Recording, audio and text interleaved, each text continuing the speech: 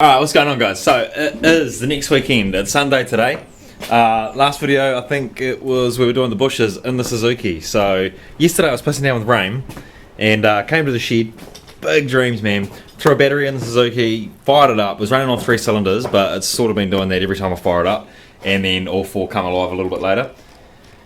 So we jumped in it, drove it down the river on 3 cylinders, illegal as fuck, because there's no WOF, no reg, no worries, rust all through it, no back tail lights, no indicators, fuck, no window wipers. So it was a shit show. Got it to the river, like a K down the road, and it died right at the gate. Wouldn't even get through the gate. Starting it for ages, sprayed start your bastard down the intake of it, still wouldn't fire. Ended up crash starting it, and it sort of started, coughed, 1 cylinder, 2 cylinder, and then yeah, so I quickly just drove it back to the shed as fast as we could, which was not very fast because it was running like a fucking piece of shit.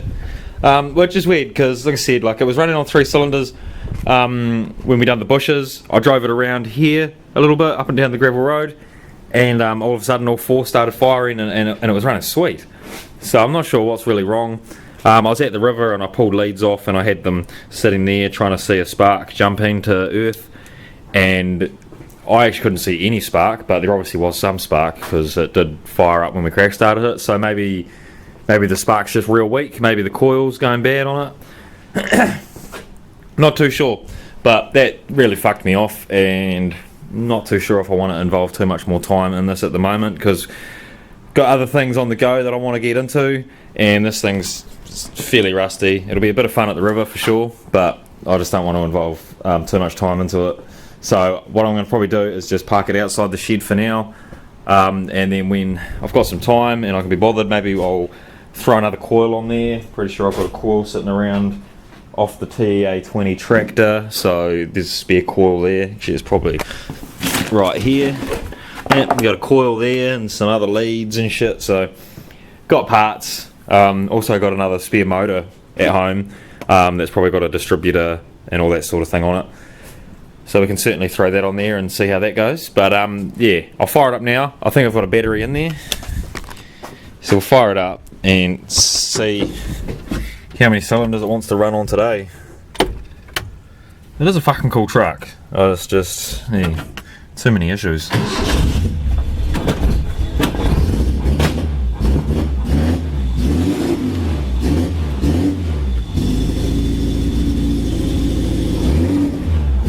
It's actually running better than it did yesterday, I can tell you that.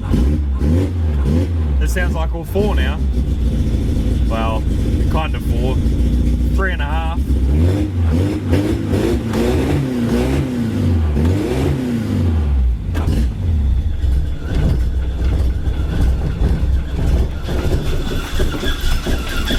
Oh, thought it was going to idle.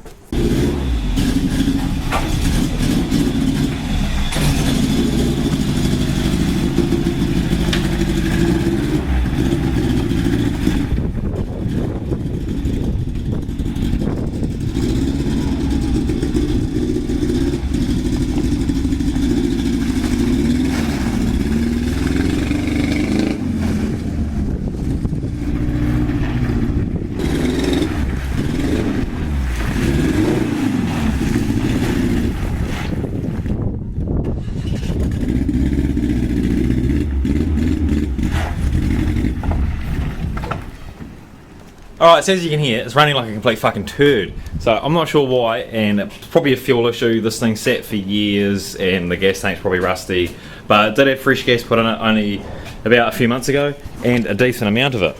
Someone also pointed out in the comments below, what the fuck is that pommy looking carb doing on there? And if you actually look at the intake manifold, that was where the carburetor would have been originally. Someone's welded over it and put a new flange off of here, and someone probably named Dave has added what looks to be a Land Rover carburetor. So well done. Sort of runs. Probably ran a lot better years ago, but it's running like shit now, so I'm not really sure what to do with it. Someone also mentioned down below that this cap is where you put oil, so I lifted that and there's actually oil in there. So I don't know why you put oil in those, but I'm sure someone can let me know in the comments down below. Alright, I've just been looking over this thing for the last couple of minutes, following the fuel line. Now I know that that's the fuel line there because the fuel's coming out of it. Not sure if that's the filter though, before the carburetor, or whether that's the float. Maybe there's a big float in there. That's probably actually more what that is. There's probably like a one of these, a float. It's probably something like that in there, and as that floats up, it'll hit a tap and turn the fuel off. And then if you follow the fuel line over to this side, we've got the fuel pump, which will be running off crankshaft, and it'll just be like a little well pump. So I'm going to put this into a jar now and crank it over and see what we get coming out of it, whether there's a good flow of fuel coming through. Yeah. There's fuel coming out. Yeah, it's quite a bit of fuel though. Alright, well it's definitely not a fuel issue because that carburetor's getting plenty of fuel. So the fuel pump is working sweet as. And you know, there's no blockages or anything like that. The fuel that came out wasn't too dirty, it's not rust coloured or anything. So the carburetor's definitely getting fuel. Next thing will be to take out all 4 spark plugs and just check how they're sparking. Alright, so we've got the first spark plug out. I'll crank it over now and we'll see if we've got a good solid bang coming out of that sucker.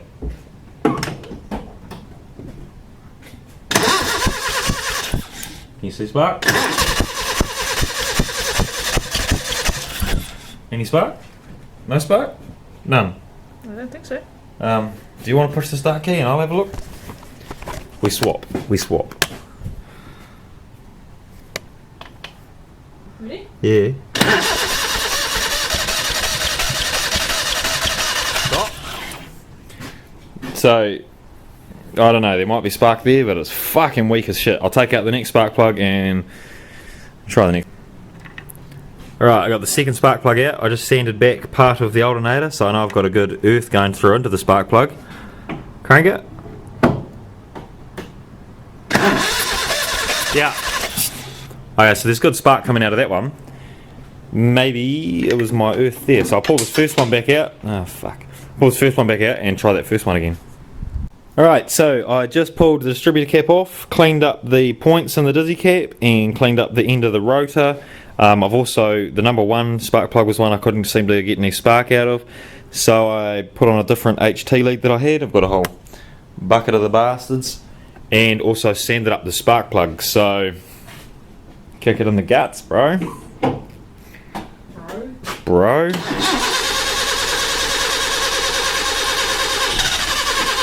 Ugh. Fucking hell. It's running heaps better, eh? Keep going. I'll give a little bit of acceleration input.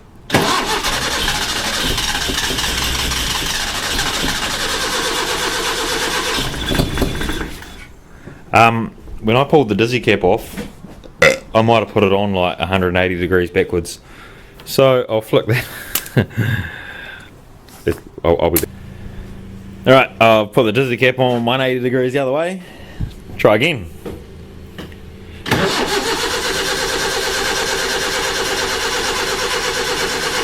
Nah, definitely didn't have that round the wrong way. We'll change that back. Alright, one more time. I'll put some.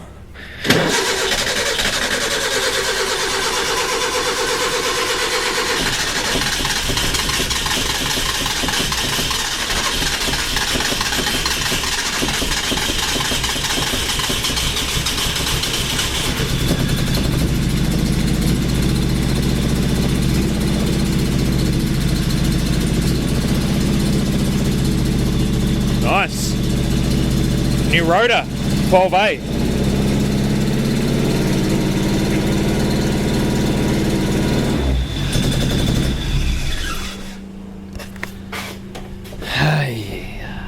Alright, so there's clearly some issues, all ignition related, I bet. I don't know, I just changed spark plugs and done some other shit, yeah, and it's the distributor and ignition problems, definitely. There's fuel getting to it, sweet as, so fuck knows what the problem is there. So while I'm having to think on this one, and while maybe someone's posting in the comments giving me some advice on what to do to get this thing running on all 4, I'm going to park it outside the shed. I'm going to go pick up a car trailer and I'm going to introduce a new car to the project, project to the channel. I'm fucking excited about this one. It's going to be sick. There's nothing better than a Hilux, so let's go have a look at it. Alright, so now we're at home with this depressing weather. I mean, look at these dogs. These dogs have got like the start of depression, because this weather is just fucking balls. So here it is, 1988, 87, fuck, what is it, 87? 1988 Toyota Hilux, boom, 4-wheel drive. So she's a bit rough around the edges. Someone spray painted the dashboard black, so fucking don't know what's going on there, because it should be brown, as you can see, like on the steering wheel, but it doesn't actually look too bad spray painted black. It's not a diesel, unfortunately. It has, I believe that is a 4Y or a 4K. Fuck, I'll probably just read the engine tag, hang on. YN67 2.3 petrol. Doesn't actually say 4Y or anything on there, but I'm pretty sure it's a 4Y. Someone let me know in the comments. 4Y, 4K, something like that. Shit, that's a bit rough. Oh, fucking hell. That was a bit rough. Yeah, so it's a bit rough. It's got 31-inch muds on it. It's got a 2-inch body lift in it already. It's got decent rims, so there's a decent dish on there, so I don't mind those wheels. They're probably like an 8.5, I think, 15 by 8.5 maybe, with a slight negative offset. It's fairly tidy for an old Gil. If anyone knows these things really well, they would know they rust out, and this one's no exception. As you can see here, the door is rusting. It's kind of disconnected itself, so pop rivets there. There's a bit of rust forming in the deck here, and up along the gutter. The gutter's actually missing a little bit. Rust there. Some rust forming in the pillar down here.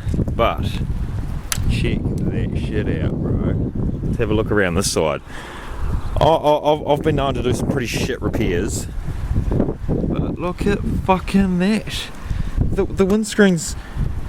yeah, you can see that. Yes. It's just... oh my god. So I don't know what someone was thinking by doing that repair, but what I'm going to do is, it needs a new windscreen because that windscreen's actually cracked. Yeah, but the rust in this A-pillar is not too bad until you get up to the top. So I think I'm probably just going to need a cut from there to there out of one, and I'm not sure the damage. Once I get this out, I'll have a look at the damage under there. Hopefully it's not too bad, but the rest of around the screen doesn't look... I think someone's done a worse repair than the rust actually is. So that's a bit shit. But there's a little bit of starting there, but all down here is not too bad. And the rear windscreen's pretty good too. And the well side actually holds water real well, as you can see. See, it's not too bad. I think it's quite tidy. And Hiluxes are worth good money. So these old things are worth, oh, they're easily worth $5 with a waff and a ridge on one. So I think this one's worth $3 as it sits in rusty condition. I swapped the Lancer for it. The Lancer was mint, but I think the Lancer was only ever going to be worth $3K top dollar, whereas this is worth $3K bottom dollar. And as soon as we start doing it up, it's worth it's a 6, 7, 8K truck. So, bro, what the fuck? Fucking cunt. So we got rid of the Lancer. I've still got the Galant, because that's probably the one I'd keep out of the two Mintsies, because I had more of those as a kid and I fucking like the old Galants.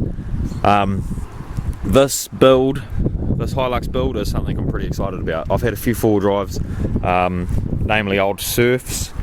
Yeah, and they're fucking awesome. Like, hours of fun, and you know, it's good honest fun. You take them down the river, you thrash the shit out of them, and you don't get in any trouble. So and also with having the dogs, it'll be awesome. Chuck the dogs on the back down the river, and we'll drive through the bastard. I've got a couple of old clips somewhere of a couple of my old 4-wheel drives that I used to have. I've certainly gone in deeper rivers than this, but I'll insert that footage now.